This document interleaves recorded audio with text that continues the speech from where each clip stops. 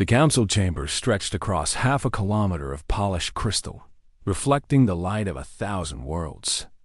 Ambassador Chun stood at the center, her small human frame dwarfed by the representatives of civilizations that had crossed the stars when Earth was still covered in ice. The Methodons towered above her, their crystalline bodies refracting light into geometric patterns. They spoke through vibrations that the translation devices rendered into cold, precise words. "Your petition is denied," the lead Methodon announced. "Humanity lacks the necessary qualifications for military alliance." Chun had expected this. She kept her face neutral, her hands clasped behind her back. "May I ask why?"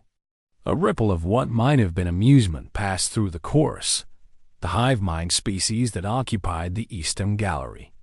Their spokesperson, a drone designated as Voice of Many, leaned forward. "You wish to fight the Voidborn. Every species that has faced them has fled or died. Your aggression scores are high, yes, but aggression without defense is merely suicide. The Voidborn feed on fear," added a Kairesh philosopher, its 6 eyes blinking in sequence. "They project terror directly into the mind. Your species has no psychic defenses. You would be paralyzed before the first shot was fired." Chun nodded slowly. She had reviewed the reports. 300 species had encountered the Voidborn over the past 2,000 years. 57 had survived by retreating fast enough. The rest were scattered bones on dead worlds. The Voidborn didn't just kill. They hunted. They savored the fear of their prey before they struck. "You're right," Chun said. "Humans are vulnerable to fear. Very vulnerable, actually." The chamber went quiet. The delegates had expected argument, perhaps anger. Not agreement. Chun walked to the display terminal and pulled up humanity's psychological profiles. The data painted an unflattering picture. Humans experienced anxiety disorders at rates 20 times higher than most species. They had phobias of everything from open spaces to small spaces, from heights to depths, from darkness to crowds. Their brains were wired to find threats everywhere. "We're prey animals," Chun continued. "We evolved running from predators with better claws, better teeth, better everything. Fear is built into our DNA. We're afraid of the dark. We're afraid of being alone. We're afraid of being watched. We're afraid of things that don't even exist." "Then why?" the Methodon asked. "Do you wish to fight?" Chun smiled. It wasn't a pleasant expression. "Because you've all forgotten something important. You've forgotten to ask what happens when the prey stops running." She pulled up another file. Combat statistics from Earth's history. Thousands of years of humans fighting humans. The numbers were staggering. Battles where soldiers charged into certain death. Last stands where tiny groups held against overwhelming odds. Desperate defenses where civilians fought with farming tools against trained warriors. "Fear doesn't make humans freeze," Chun said. "It makes us dangerous." The Kairesh philosopher made a gesture of confusion. "This is illogical. Fear is a survival mechanism. It should promote retreat, not attack." "For you, maybe," Chun replied. "But humans have 2 responses to fear: fight or flight. And we've spent our entire history choosing fight." She brought up medical scans, neurological studies, hormone profiles. "When humans get scared, our bodies dump adrenaline into our bloodstream. Our heart rate spikes. Our perception speeds up. Pain reception decreases. Strength increases. We stop thinking about consequences and start thinking about survival. And for humans, survival has always meant fighting back." The chorus voice spoke, its tone skeptical. "You describe a berserker state. Useful in primitive combat, perhaps, but modern warfare requires coordination, tactics, and discipline. Does it?" Chun asked. She pulled up footage from human military exercises. Soldiers moving through kill houses, urban combat simulations, live fire drills. We train our soldiers to operate under stress. We teach them to use their fear, not fight it. Every human warrior knows the feeling. The cold rush in your veins before contact. The way time seems to slow down. The clarity that comes when your brain stops worrying about tomorrow and focuses entirely on the next 5 seconds. The Methodon's crystalline structure shifted, patterns of light moving through its form. This is an interesting theory, Ambassador. But theory is not proof. The Voidborn are not human enemies. They are something older and darker. I know, Chun said. And I'm not asking you to take my word for it. She pulled up the final file. A trajectory plot showing a human colony ship, the Perseverance, on a 3-month journey to establish a settlement in the Kepler Expanse. This ship launched 2 weeks ago. If your intelligence is correct, there's a Voidborn patrol in that region. The chamber erupted. The chorus voice surged forward. You sent civilians into Voidborn territory? This is madness. This is volunteering, Chun corrected. Every person on that ship knows the risks. They're going anyway. If the Voidborn find them, you'll have your proof. Proof of what? Demanded the Methodon. Proof that humans can die screaming like every other species? Chen's smile widened. Proof that humans scream differently. The council continued to argue, but Chun had said what she came to say. The vote was held. Humanity's petition was denied by unanimous decision. The meeting adjourned. Chun returned to her quarters and sent a message to Earth. The council had refused, as expected. Now they would wait. The Perseverance was equipped with the best sensors and weapons humanity could provide. But if the Voidborn found them, there would be a fight. 3 cycles passed.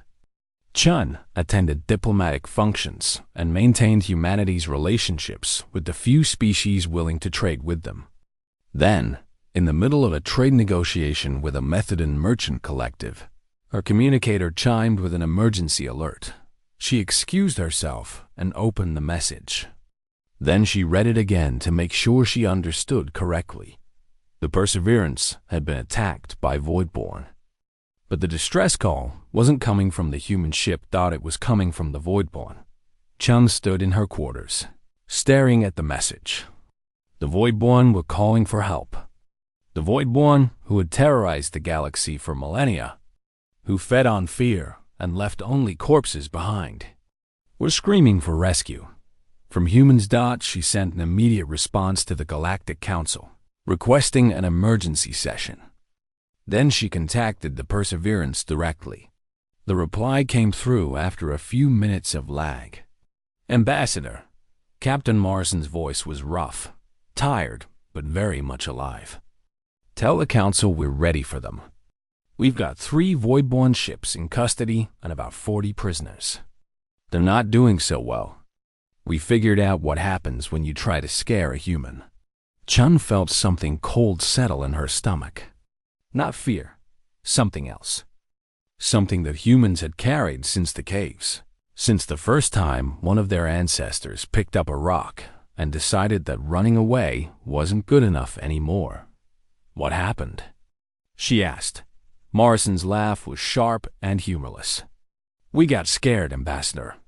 We got really, really scared. And then we showed them what scared humans can do. The investigation fleet arrived at the Kepler Expanse 6 days later. Counselor Velmoth of the Methodons led the mission personally, bringing ships from 4 different species.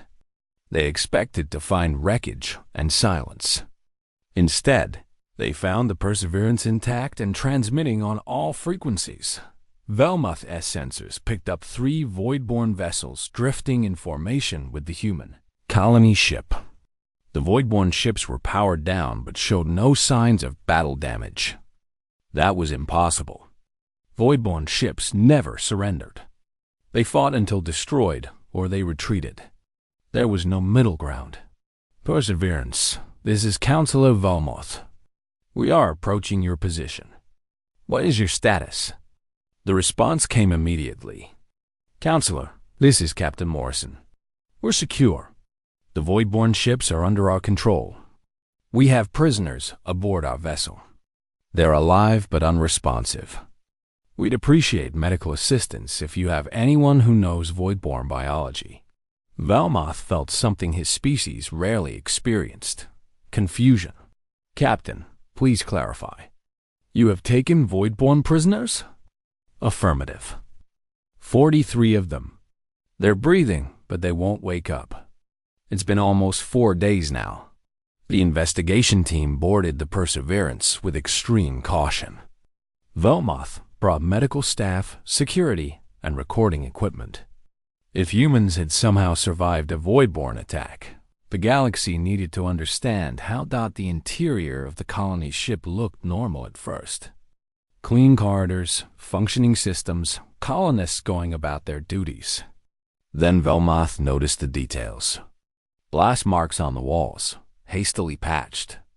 A section of corridor where the metal was bent inward, as if something had hit it from the inside with enormous force. A door that had been torn off its hinges. Captain Morrison met them in the main cargo bay. She was a tall woman with dark skin and tired eyes. She hadn't slept properly in days, that much was obvious. Behind her, dozens of colonists worked on repairs. They looked like farmers, engineers, teachers. Not soldiers, just ordinary people. "Thank you for coming," Morrison said. "The Voidborn are in Cargo Bay 3. We've sedated them to keep them calm, but they were catatonic before that anyway." Valmoth followed her through the ship. "Captain, please explain what happened." "The galaxy has been fighting the Voidborn for 2,000 years. No species has ever captured one alive." Morrison stopped at a sealed door. "I'm going to show you the recordings, but I want to warn you first. It's not pretty. We didn't know what we were capable of until it happened. The cargo bay had been converted into a makeshift prison. The Voidborn lay on medical cots, restrained and monitored. They were large creatures, easily 3 meters tall, with chitinous armor and multiple limbs. They looked designed for killing, but now they just looked broken. The medical officer, a Kairesh named Wentai, examined one of the prisoners with scanning equipment. "Counselor, their neurological readings are highly abnormal. They're experiencing what appears to be severe psychological trauma. I've never seen anything like this." Morrison pulled up a holographic display. "I'll start from the beginning. We were 3 days into the Expanse when our sensors picked up the Voidborn patrol. 3 ships, standard rating formation. We knew what they were immediately. The recording showed the Perseverance's bridge. Alarms blaring. Crew members rushing to stations." Morrison's voice calmed despite the chaos. "All hands, this is the captain. Voidborn contact confirmed. Everyone to designated positions. Remember your training." "We tried to run," Morrison continued, "but they're faster than us. They closed to attack range in minutes. That's when we felt it." The recording shifted to internal cameras throughout the ship. Colonists stopping mid-stride. Children crying. Adults clutching their heads. The fear field had activated. Valmoth had read about this. The Voidborn's primary weapon. A psychic projection of pure terror that paralyzed prey species. Every instinct screaming to run, to hide, to do anything except fight. Most species simply shut down under the assault, but the humans in the recording didn't shut down. They changed. Valmoth watched in growing horror as the colonists' reactions shifted. The initial shock lasted perhaps 5 seconds. Then something else took over. Their expressions hardened. Their movements became sharper, faster. A farmer dropped his tools and ran not away from the battle stations, but toward them. "That's when we realized," Morrison said quietly. "The fear wasn't stopping us. It was fueling us." The recording showed the first boarding. Voidborn warriors cutting through the hull, expecting paralyzed victims. Instead, they found colonists waiting for them with mining tools, cargo equipment, anything that could be used as a weapon. What followed was brutal. The humans fought with a ferocity that shocked even Volmuth's crystalline sensibilities. A teacher used a maintenance bot to crush a voidborn warrior. An engineer triggered an emergency bulkhead that caught 2 attackers and simply kept closing until they stopped moving. A group of teenagers in cargo exoskeletons tore through a boarding party with their bare, mechanical hands. But it wasn't mindless violence. The humans coordinated. They set traps. They fell back when necessary and surged forward when they had advantage. They fought scared, but they fought smart. The Voidborn didn't understand, Morrison explained. They kept increasing the fear field strength, thinking it would break us. But every time they pushed harder, we fought harder. Their own weapon was making us stronger. The recording showed the turning point. A team of colonists breaching one of the Voidborn ships.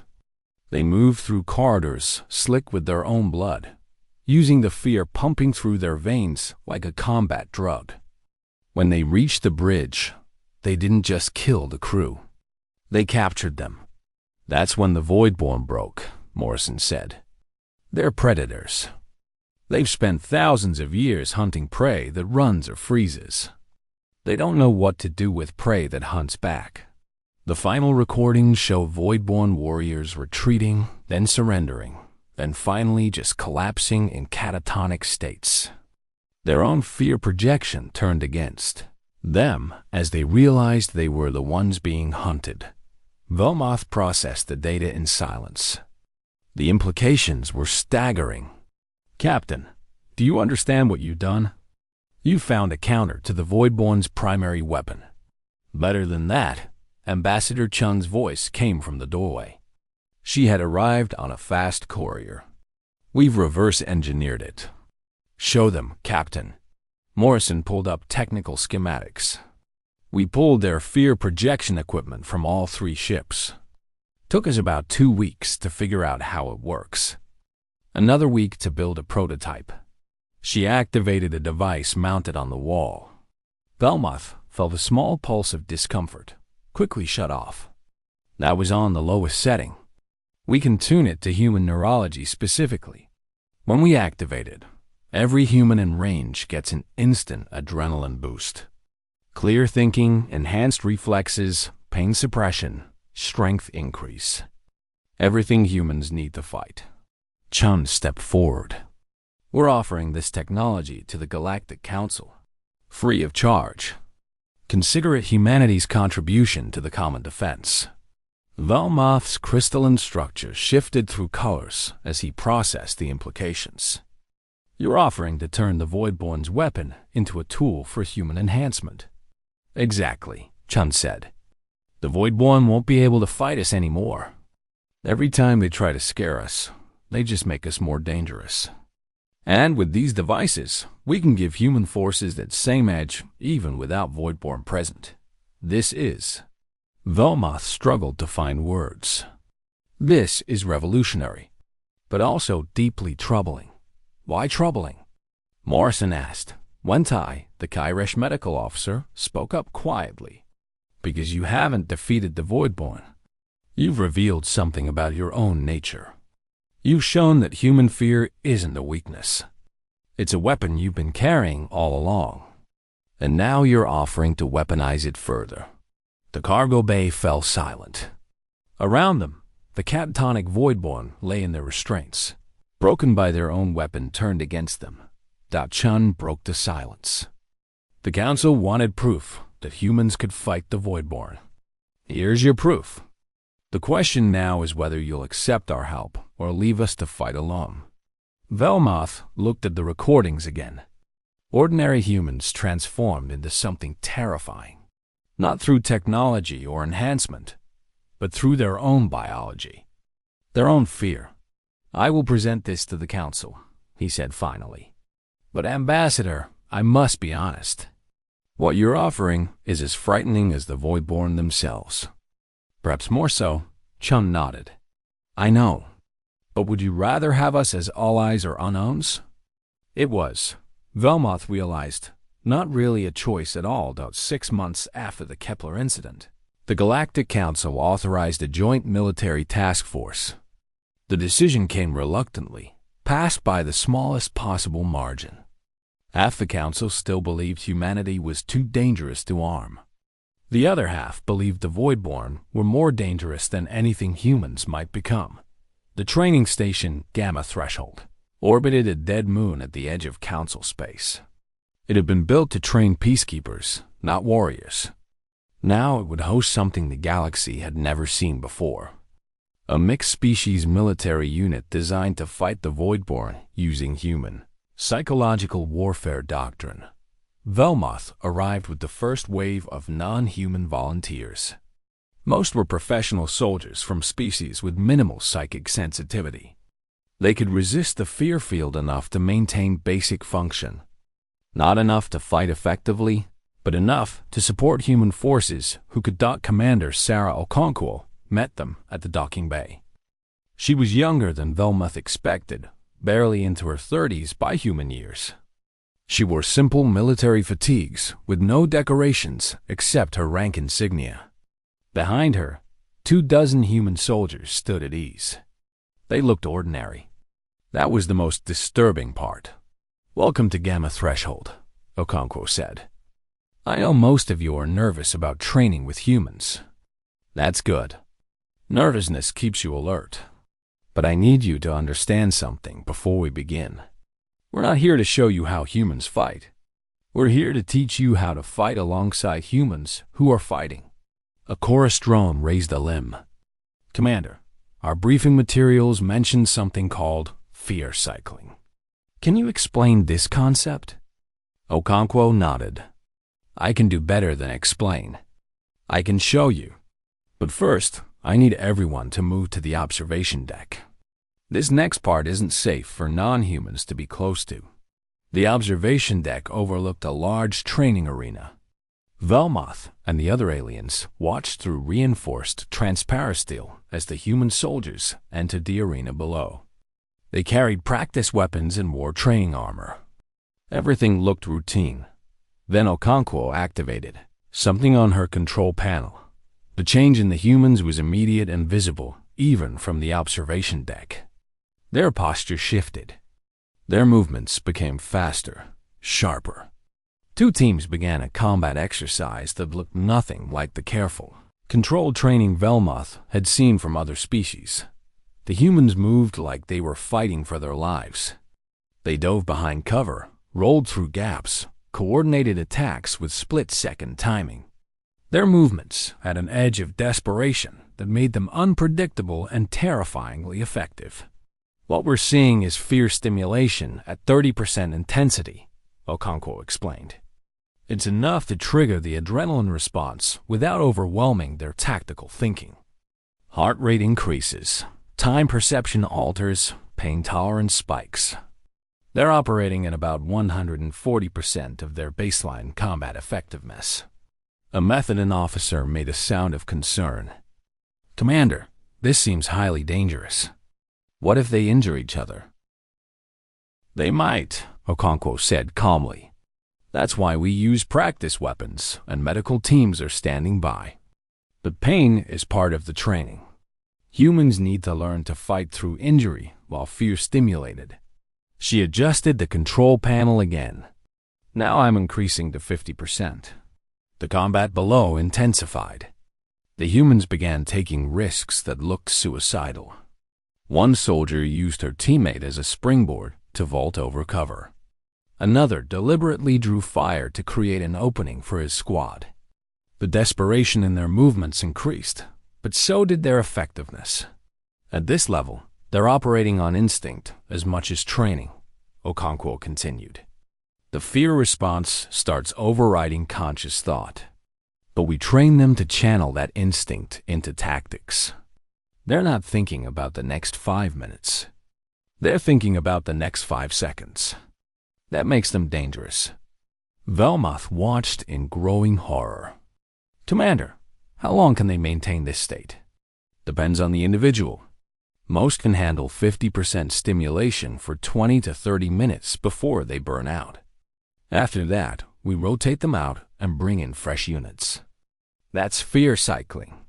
We keep a constant rotation so there are always humans at peak aggression on the battlefield. The exercise ended.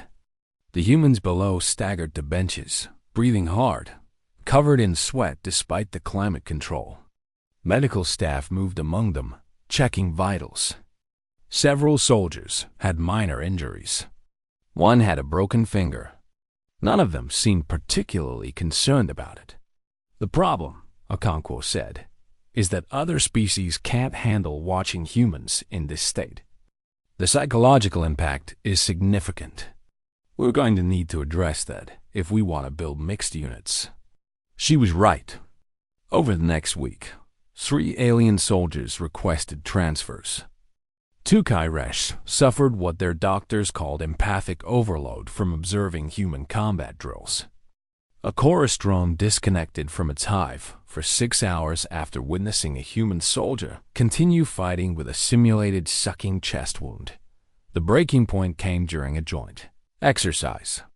Okonkwo set up a scenario where mixed teams would assault a fortified position. Humans would lead with fear stimulation active. Aliens would provide support and coordination. The exercise was a disaster. The alien soldiers couldn't keep up with the humans. The fear-stimulated humans moved too fast, took too many risks, communicated in battlefield shorthand that made no sense to logical thinkers. When a human soldier screamed for covering fire while charging directly at superior firepower, the method and fire teams simply froze. Unable to process the illogical tactical decision, the human soldier reached the objective alone, neutralized it with a combat knife, and then collapsed from exhaustion. The exercise was technically a success. The position was taken, but it had been taken by one human operating on pure adrenaline and tactical insanity while the rest of the team watched in shock. Okonkwo called an emergency meeting with the alien officers. "We have a problem," she said bluntly. "You can't fight with us because you're too busy being horrified by us." Wentai, the Kairesh philosopher who had joined as an observer, spoke carefully. "Commander, I believe the issue is deeper than simple coordination problems. I have been studying human psychology and warfare for 6 months now. I think humanity has fundamentally misunderstood what you've accomplished." "Explain," Belmoth said. Wentai's 6 eyes blinked in sequence, a sign of deep thought in his species. "Humanity believes they have weaponized fear. But that's not accurate. Fear has always been their weapon. They've spent their entire evolutionary history and cultural development learning to channel terror into violence. Every human warrior tradition, from ancient berserkers to modern soldiers, is about the same thing. Teaching humans to ride their fear like a drug." Okonkwo frowned. "That's not entirely fair. We've built civilizations. We have art, science, philosophy." "Yes," Wentai agreed. "You've done all those things while carrying the capacity for fear-driven violence inside you. That's what makes you remarkable. And terrifying. Most species had to suppress their violent instincts to build civilization. Humans just pointed those instincts at external threats instead of each other. Most of the time, the room fell silent. Okonkwo looked at her fellow human officers. They looked back with uncomfortable recognition.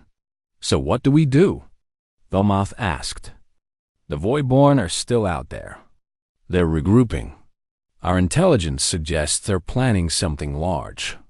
"They are," Okonkwo confirmed. "We intercepted communications 3 days ago.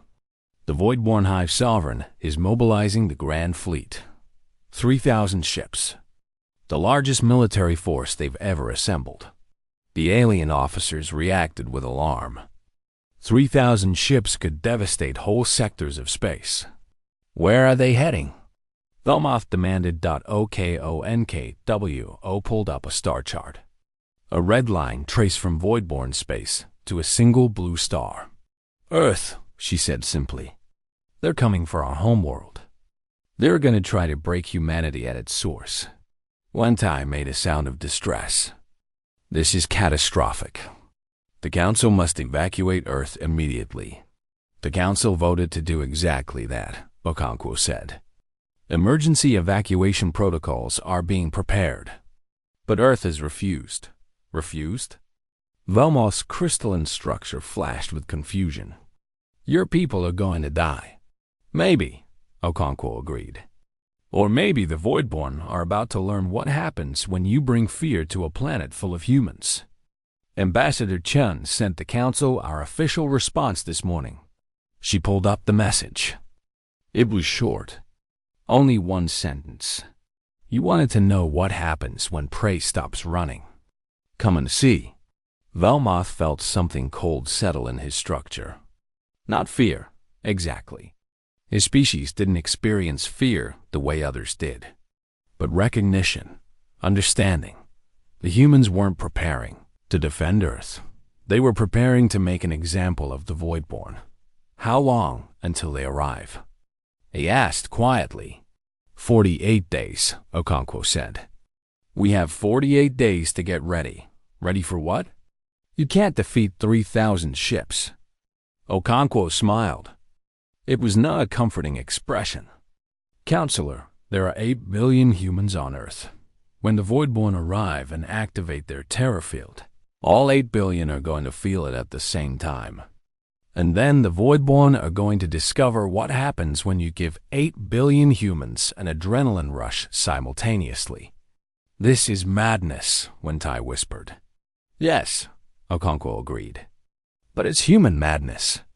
And that's the most dangerous kind. The Voidborn Grand Fleet entered the Sol System on schedule, exactly 48 days after their declaration. 3,000 ships arranged in hunting formations, darkening the space between Mars and Jupiter. The largest military force ever assembled by any single species. They found Earth's orbital space seemingly empty. A few cargo vessels, some civilian stations, the normal traffic of a peaceful world. No military formations. No defensive grids. Nothing that suggested Earth understood what was coming. The Voidborn Sovereign, ancient and vast in its commandship, felt satisfaction. The humans had no defense. They would learn that terror still ruled the galaxy. The Sovereign gave the order to advance toward Earth. Admiral Quan watched from Earth's orbital command station as the Voidborn fleet penetrated deeper into the inner system. She was 60 years old, gray-haired, and had spent 30 years in space combat. She had never commanded anything like what was about to happen. All stations report ready, her tactical officer said quietly. Ground forces confirm ready. Civilian volunteers confirm ready. Medical teams are in position. Quan nodded. On her screens, she could see the Voidborn fleet spreading out, surrounding Earth like a net. They wanted to make sure no one escaped. They wanted every human to feel what was coming. Ma'am, her communications officer said, we're receiving a transmission from the Council Relief Fleet. They're still 3 days out. They're asking us to hold on. Tell them we'll do our best, Quan said. Thought the Voidborn reached firing range. But they didn't fire. Not yet. First came their favorite weapon. The thing that had broken every species they'd ever faced. The terror field activated at maximum. Power. 8 billion humans felt it simultaneously. Pure fear flooded into their minds. The primal scream of a predator that had hunted the galaxy for thousands of years. Every instinct told them to run, to hide, to surrender. For exactly 3 seconds, Earth went silent. Then it exploded. Every human on the planet felt the adrenaline hit their bloodstream like an electric shock. Time seemed to slow down. Hearts raced. Pupils dilated. Pain receptors shut down.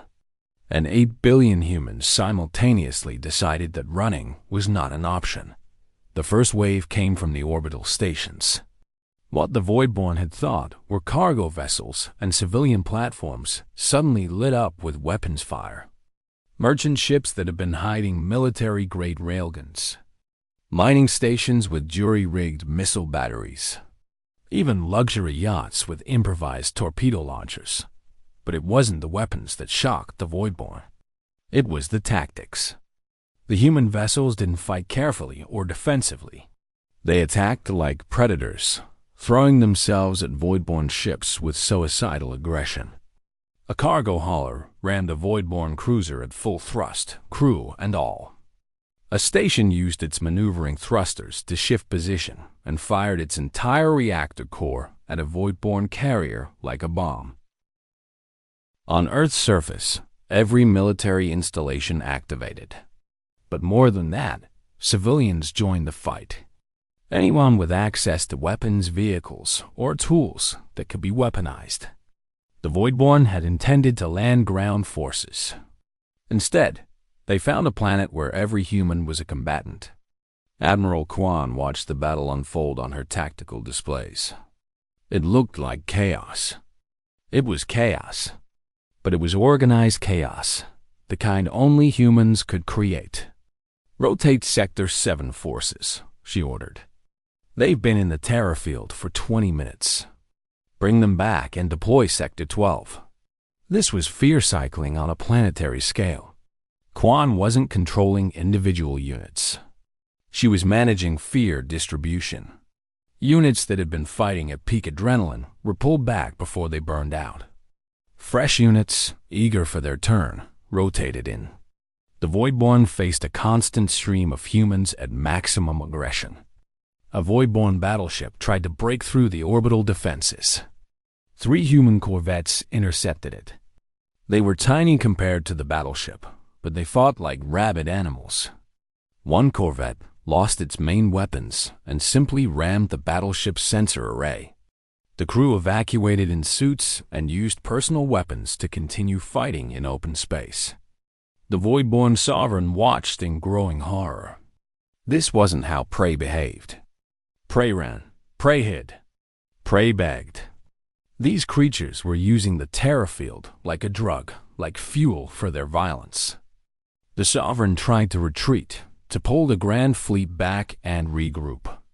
But the humans had learned from studying captured Voidborn.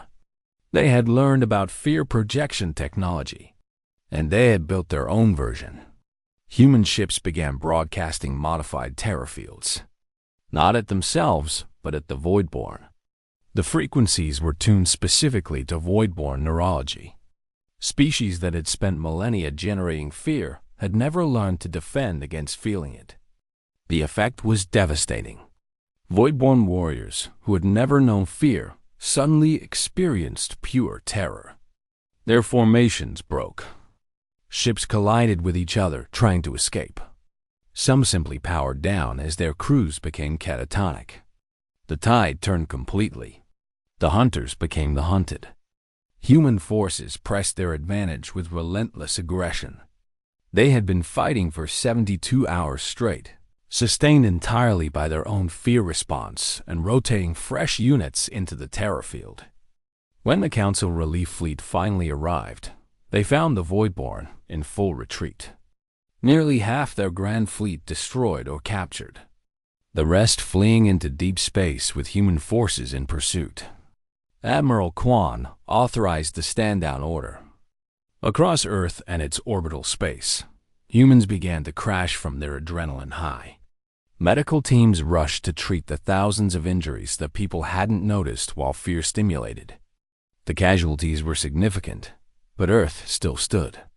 3 days later, Ambassador Chun stood before the Galactic Council once again. This time, no one questioned humanity's place. "The Voidborn threat is broken," she announced. "They'll retreat to the dark spaces and won't threaten civilized space for generations. But I know that we've frightened you almost as much as we've frightened them." Velmoth, who had observed the battle from the relief fleet, spoke carefully. "Ambassador, humanity has proven its capability. But you must understand our concern. You've shown that you can turn fear into a weapon. What happens when you run out of external enemies?" Chun met his crystalline gaze steadily. That's a fair question. And I'll give you an honest answer. We don't know. Humans have been fighting each other for thousands of years. We're good at it. Very good. We've only recently started pointing our fear-driven violence outward instead of inward. That is not reassuring, a chorus voice said. It's not meant to be, Chun replied. But here's what I can tell you. We know what we are. We know we carry this capacity for violence. And we're choosing, every day, to direct it at things that threaten others rather than each other. That choice is civilization. That choice is what makes us more than just weapons. Wentai, the Kairesh philosopher, spoke thoughtfully. Ambassador, I have studied your species extensively. I believe I understand now. You are not weapons that learn to think. You are thinkers who never stop being weapons. The question is whether you can maintain that balance. We don't know, Chan admitted again. But we're trying. And we're asking you to trust that we'll keep trying. The council voted. This time, humanity's petition for alliance passed unanimously. But everyone in the chamber understood it wasn't really a vote. It was an acknowledgement of reality. Humanity had arrived as a military power, whether the galaxy wanted them or not. Later, Velmoth recorded a private log entry. Today, the Council accepted humanity as an ally. But I fear we've also accepted something we don't fully understand. A species that weaponizes its own fear. A people who turn terror into tactics. They saved us from the Voidborn, yes. But who will save us if humanity ever turns that fear inward again? The most dangerous weapon isn't the one that destroys everything. It's the one that chooses what to destroy. On Earth, a young girl stood at a memorial for those who had died defending the planet. She asked her mother if the monsters were gone. Her mother, a veteran of the 72-hour battle, looked at her daughter and smiled. Yes, sweetheart. The monsters learned to be afraid. Afraid of what? The girl asked. Her mother didn't answer. She just looked at her own hands, remembering what she had done during those 3 days of terror-fueled combat. Remembering what every human had done. Things they hadn't known they were capable of until the fear came and showed them. Across the galaxy, a new phrase entered common usage in 1,000 languages. Human fear. It didn't mean what humans were afraid of. It meant what everyone else should be afraid of when humans felt fear. The Voidborn scattered to the darkest corners of space, carrying their own stories now. Warnings passed through their psychic networks about a species that transformed fear itself into fury. Creatures who made weapons of their weaknesses.